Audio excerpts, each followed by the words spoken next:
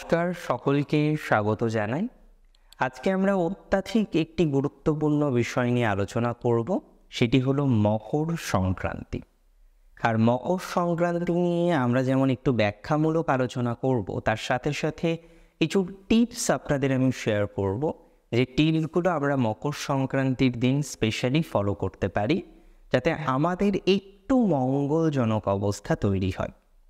দেখুন, আপনারা প্রত্যেকেই জানেন যে সূর্যদেব বা রবি 30 দিন অন্তর কম বেশি একটি রাশি পরিবর্তন করে এবং মকর রাশিতে সূর্যের প্রবেশ, এই ঘটনাটাই আসলে মকর সংক্রান্তি। তবে মকর সংক্রান্তির পৌরাণিক ব্যাখ্যা অনেক। মকর সংক্রান্তির পৌরাণিক ব্যাখ্যা যেমন রয়েছে, জ্যোতিষিক ব্যাখ্যা যেমন রয়েছে, এবং এর মাহাত্ম্য অতিরিক্ত মাত্রায় বেশি। পৌরাণিক মতে সবল রাজার 60,000 পুত্রের জীবন ফিরিয়ে আনার জন্য ভগীরথ তিনি সাধনা করেছিলেন এবং মা গঙ্গাকে এই দিনে মর্তে নিয়ে এসেছিলেন। তাহলে বুঝতে পারছেন দিনটি কতটা বিশেষ। আবার মহাভারতে পিতামহ ভীষ্ম তিনি কিন্তু এই দিনটিকেই নির্বাচন করেছিলেন দেহত্যাগ করার জন্য। এই তিথিটিকেই তিনি নির্বাচন করেছিলেন। সুতরাং এই দুটি ঘটনা থেকে স্বাভাবিকভাবেই বোঝা যায় যে এই দিনটির বিশেষত্ব কতটা বেশি। এবং এটা মনে করা হয় এই নির্দিষ্ট দিনটিতে সাগর সঙ্গমে স্নান করা সেটি নিশ্চিতভাবেই শুভ। গঙ্গাসাগরে এই কারণেই লক্ষ লক্ষ ভক্তের আগমন ঘটে মকর সংক্রান্তিতে পুণ্য স্নান করার জন্য। এবং এটাও মনে করা হয় মকর সংক্রান্তিতে পুণ্য স্নান করা 100 অশ্বমেধ যজ্ঞ করার সময়। তাহলে আমরা এটা বুঝলাম যে মকর সংক্রান্তি কি, তার দু একটি পৌরাণিক ব্যাখ্যা। আরও কিছু ব্যাখ্যা এর সাথে কিন্তু জড়িত রয়েছে, যেটা আমরা দেখব এবার।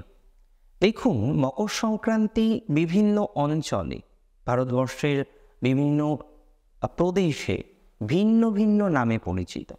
আমরা দেখেছি নেপালে এই মকর সংক্রান্তিকেই মাঘী উৎসব হিসেবে উল্লেখ করা হয়। আবার তামিলনাড়ুতে পোঙ্গল হিসেবে এই অনুষ্ঠানটিকে পালন করা হয়। বাঙালিদের ক্ষেত্রে সেটা পৌষ পার্বণ। আবার রাঢ় অঞ্চলে এই উৎসবটিকেই টুসু উৎসব হিসেবে পালন করা হয়। টুসু হচ্ছে লক্ষ্মীর আরেক রূপ, সেটা আমরা ভেবে নিতে পারি। সুতরাং মকর সংক্রান্তির দিন এই যে টুসু উৎসবের পালন করা, এই যে টুসু উৎসব পালন করার মাধ্যমে অশুভ শক্তিকে বিদায় দেওয়া এবং শুভ শক্তির আগমন, এই বিষয়টাকে অনুসরণ করার একটা চেষ্টা করা হয়। এবং এটিও দেখা গিয়েছে পৌরাণিক বিভিন্ন কাহিনীতে যে এই মকর সংক্রান্তির দিনই দেবতাদের এবং অসুরদের যুদ্ধ সেটি কিন্তু শেষ হয়েছিল। সেই কারণেই এই দিনটিকে অশুভ শক্তির বিনাশের দিন এবং শুভ শক্তির সূচনার দিন হিসেবে ব্যাখ্যা করা হয়ে থাকে। মকর সংক্রান্তির দিন কিছু টিপস আমরা ফলো করতে পারি, যে টিপসগুলো আমাদেরকে আমাদের বাস্তবিক জীবনে অনেকটাই সহায়তা করবে কিছু সমস্যা থেকে বেরিয়ে আসার জন্য। দেখুন, এটা কখনোই নয় যে আপনার জীবনের সব সমস্যা মকর সংক্রান্তির দিন এই কিছু টিপস ফলো করলেই পূর্ণাঙ্গ রূপে সমাধান হয়ে যাবে। কিন্তু একটা কথা আমরা প্রত্যেকেই জানি, বিশ্বাসে মেলাই বস্তু, তর্কে বহুদূর। যেহেতু মনে করা হয়, যেহেতু পৌরাণিক বিভিন্ন কাহিনী এই বিশেষ দিনটির সাথে জড়িত, এবং আপনারা জানেন আমি টিপস খুব কমই শেয়ার করি। এই দিনটা এতটাই বিশেষ, আমার মনে হলো অন্তত পক্ষে আমার যারা দর্শক রয়েছেন তাদের জন্য এই দিনটির কিছু বিশেষত্ব এবং এই দিনটিতে বিশেষ কিছু কাজ আমরা করতে পারি, যাতে হয়তো ভাগ্যদেবী একটু হলেও সুপ্রসন্ন হবেন এবং আমাদের বেশ কিছু সমস্যা থেকে বের করে নিয়ে আসবে। সবার প্রথম যে টিপস আপনাদের আমি শেয়ার করব, এই দিন বাড়িতে তুলসী গাছ বা তাম্র পাত্র ক্রয় করে নিয়ে আসতে পারে। এটি শুভ লক্ষণ, বা এই টিপসটি আপনাদেরকে আপনাদের সাংসারিক শ্রীবৃদ্ধির ক্ষেত্রে অনেক বেশি সহায়তা প্রদান করতে পারে। দ্বিতীয় যে টিপস আপনাদের আমি শেয়ার করব, সেটি হলো এই নির্দিষ্ট দিনটিতে অবশ্যই সূর্য পুজো করবে।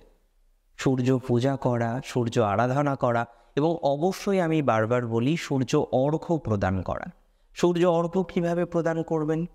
কিছুটা আতপ চাল গ্রহণ করুন, তার সঙ্গে রক্তবর্ণের পুষ্প গ্রহণ করতে পারেন এবং রক্তবর্ণের চন্দন, এই 3টি বিষয়, তার সাথে তিলও রাখতে পারে এবং অর্ঘ্য আকারে সূর্যের যে অর্ঘ্য প্রদান করার মন্ত্রটা রয়েছে সেই মন্ত্র সহযোগে সূর্যকে অর্ঘ্য প্রদান করুন এবং এটি অবশ্যই করার চেষ্টা করবেন।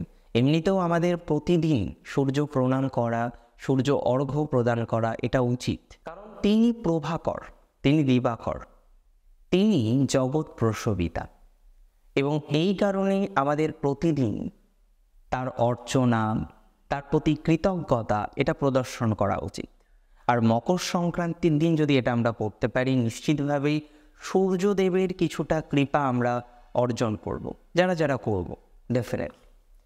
এর সাথে সাথে স্নান যখন করবেন অবশ্যই কৃষ্ণবর্ণের তিল একটু জলের মধ্যে মিশিয়ে নিতে পারেন, বা যখন যারা নদীতে স্নান করবেন, অনেকেই হয়তো গঙ্গায় যেতে পারবেন না, অনেকেই হয়তো গঙ্গাসাগরে যেতে পারবেন না, কারণ সবার পক্ষে হয়তো সম্ভব নয়, কিন্তু বাড়ির পাশে নিশ্চয়ই কোনো প্রবাহমান নদী থাকবে, সেই নদীতে স্নান করুন এবং যখন স্নান করবেন হাতে একটু তিল রাখবেন এবং সেই তিলটা জলের উপরে মিশিয়ে জাস্ট স্নান করার চেষ্টা করুন। এই টিপসটা আপনারা ফলো করতে পারেন। এর সাথে সাথে আরও কিছু টিপস আপনাদের দেব। যারা বিবাহিত মহিলা তারা সিঁদুর এবং হলুদ একে অপরকে পরিয়ে দিতে পারে, এটি কিন্তু সাংসারিক শ্রীবৃদ্ধির জন্য কিছুটা সহায়তা প্রদান করতে পারে এবং একই সাথে এই ছোট্ট একটা প্র্যাকটিস আপনার স্বামীর সাথে সম্পর্কের ক্ষেত্রে মধুরতা বৃদ্ধির ক্ষেত্রে কিছুটা সহায়তা প্রদান করতে পারে। এই নির্দিষ্ট দিনে আমরা পশু বা প্রাণী তাদেরকে সেবা করতে পারি, যেমন গরুকে এই দিন রুটি খাওয়াতে পারেন, মাছ বা মৎস্যকে ময়দা খাওয়াতে পারেন, পাখিকে বাজরা খাওয়াতে পারেন, এটি কিন্তু শুভ ফল প্রদান করতে পারে। এমনিতেও জীব সেবাই শিব সেবা, সুতরাং আমরা এই প্র্যাকটিসটা করতেই পারি ওই নির্দিষ্ট দিনটিতে। এবং তার সাথে মকর সংক্রান্তির দিন অবশ্যই কিছু দান করার চেষ্টা করুন, আপনার পারকতা অনুসারেই দান করার চেষ্টা করুন। অর্থাৎ এখানে আপনি কি কি দান করতে পারেন? দেখুন, দান সব থেকে ভালো জিনিস, নির্দিষ্ট একটি বস্তু দান করতে হবে এরকম বিষয় নয়, তবে হ্যাঁ কিছু কিছু ক্ষেত্রে নির্দিষ্ট বস্তু দান করা যেতে পারে। তবে সবার প্রথমে একজনকে আপনি দান করবেন, তার যেটা প্রয়োজন সেটা দান করুন, তৎপশ্চাৎ আপনি দান করুন নির্দিষ্ট বিষয়গুলো।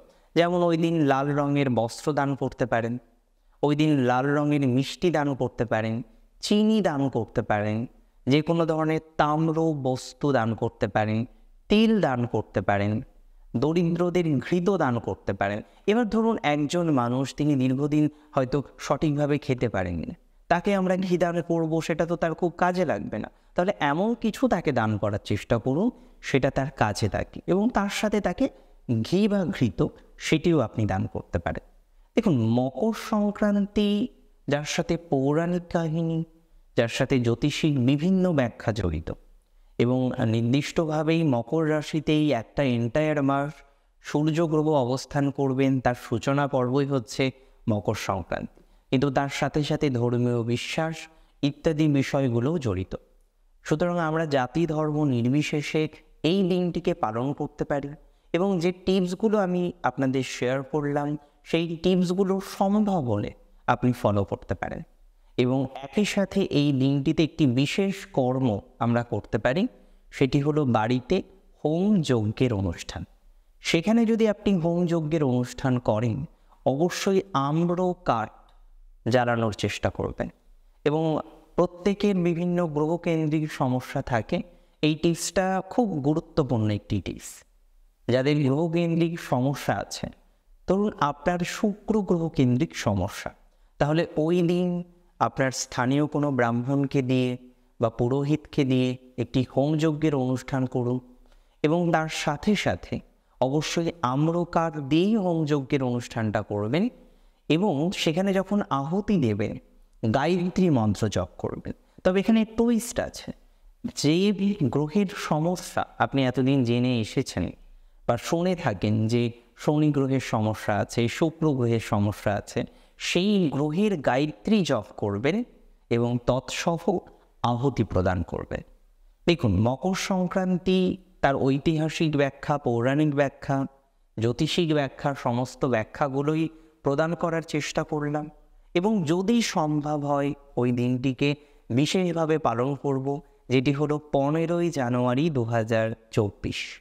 সুতরাং আমি আশা রাখব সোমবারের এই দিনটি আমরা প্রত্যেকেই সঠিকভাবে, সুস্থভাবে পালন করব এবং অবশ্যই সেই পরম শক্তি, আধ্যাত্মিক শক্তি, কসমিক এনার্জি, ইউনিভার্সের কাছে একটু হলেও প্রার্থনা করব যাতে ওই দিনটি আমাদের শুভ হয় এবং ওই দিনটির কিছু শুভ প্রভাব আমরা প্রত্যেকেই পেতে পারি। অনেক ভালো থাকুন আপনারা প্রত্যেকে, অনেক বেশি সুস্থ থাকুন। অনেকের মনেই কনফিউশন আসতে পারে যে গ্রহ গায়ত্রী কোথায় পাবো। যদি আপনি সেই গ্রহ গায়ত্রী জোগাড় করতে না পারেন, নিঃসংকোচে আমার হোয়াটসঅ্যাপ নাম্বারে হোয়াটসঅ্যাপ করবেন। আমার যারা সহযোগিতা করেন তারা নিশ্চিতভাবে আপনাকে সেই নির্দিষ্ট গ্রহের গ্রহ গায়ত্রী আপনাকে প্রদান করবে। অনেক ভালো থাকুন আপনারা প্রত্যেকে। আজকে এখানেই শেষ করছি। জয় গণেশ।